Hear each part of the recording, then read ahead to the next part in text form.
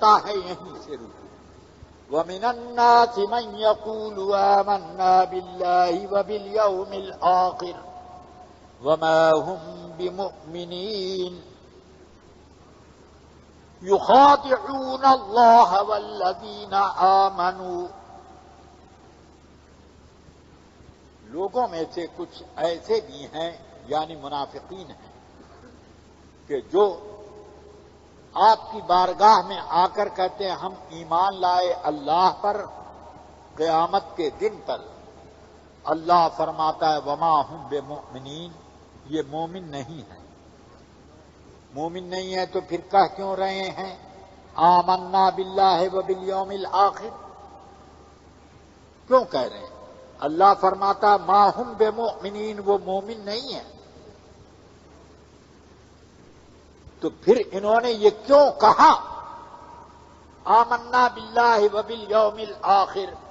تو اللہ فرماتا ہے یخادعون اللہ والذین آمنوا، وہ لوگ اللہ کو دھوکہ دے رہے ہیں اور ایمان والوں کو.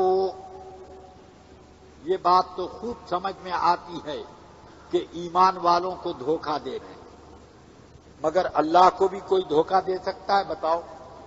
دھوکہ اس کو دیا جاتا ہے جو آپ کے دل کی برائی کو سمجھ نہ رہا، جو جانتا نہیں ہے کہ یہ مسکرا مسکرا کے بات کر رہے ہیں اور دل میں یہ ہے کہ ذرا سا غافل ہوں تو خنجر بھونکوں. اگر آپ کو علم ہے تو چوکنا رہو گے، دھوکہ نہیں کھاؤ گے، اور اگر آپ نہیں جانتے ہو تو دھوکے میں آ جاؤ. کیا اللہ تعالی پر بھی کوئی چیز چھپی ہے؟ تو اللہ کو کوئی دھوکہ دے سکتا ہے؟ تو اللہ نے یہ کیوں فرمایا یخادعون اللہ؟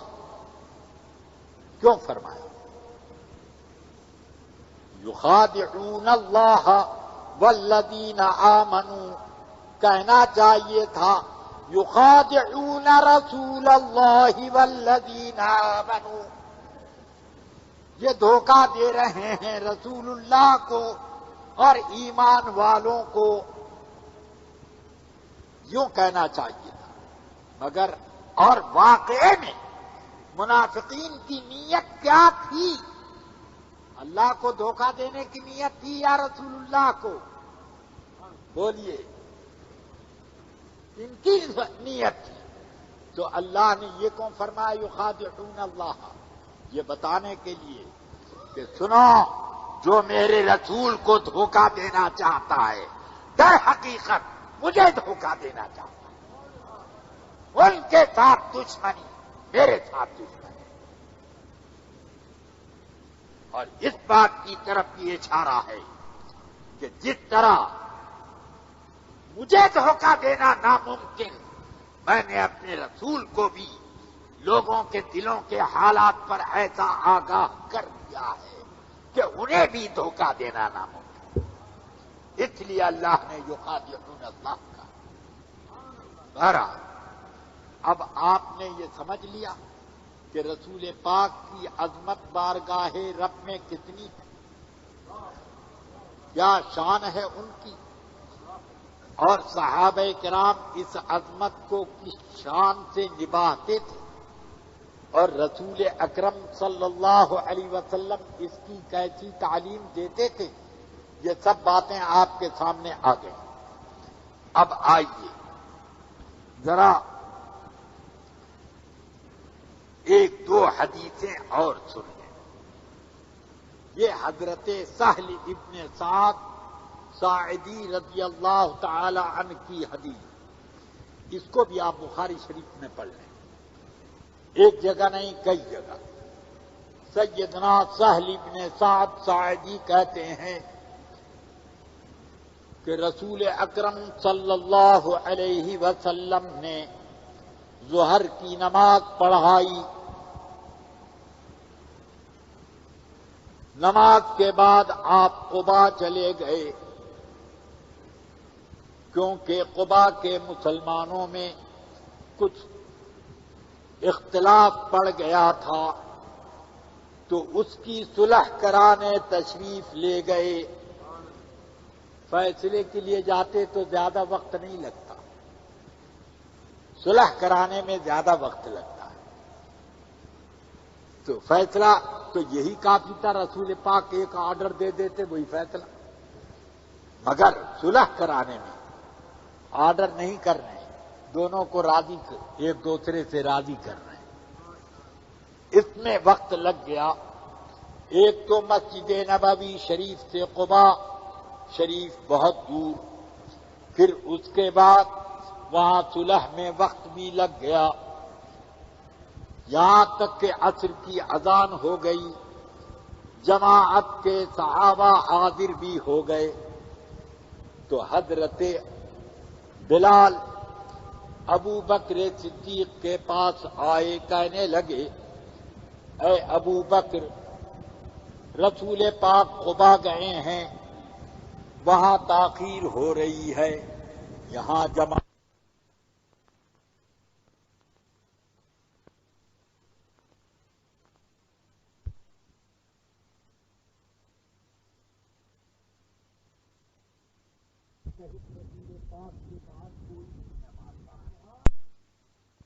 رسول پاک کے بعد کوئی نہیں نماز پڑھانے۔ کیا آپ نماز پڑھا دیں گے؟ تو انہوں نے فرمایا نعم ان شئتم، ہاں پڑھا دوں گا اگر تم سب لوگ چاہو گے۔ تو سب لوگوں کی فرمائش ہو گئی، آپ نے نماز پڑھانی شروع کی، نماز پڑھا رہے ہیں، سمجھ گیا؟ کون سی نماز؟ عصر کی نماز۔ ٹھیک نماز کے بیچ میں میرے آقا سرور کائنات صلی اللہ علیہ وسلم مسجد میں داخل ہوئے، اور داخل ہوئے تو طریقہ یہ ہے کہ جو دیر میں آئے تو جس جگہ اسے جگہ ملے وہیں کھڑا ہو، ہے کہ نہیں یہ طریقہ؟ یا آپ لوگوں کی گردن توڑتے ہوئے بالکل آگے چلے جاؤ، جہاں جگہ ملے وہاں کھڑے۔ مگر رسول پاک صلی اللہ علیہ وسلم نے پیچھے کی صف چیری اور آگے پہنچے، پھر وہ اس طرح تمام صفیں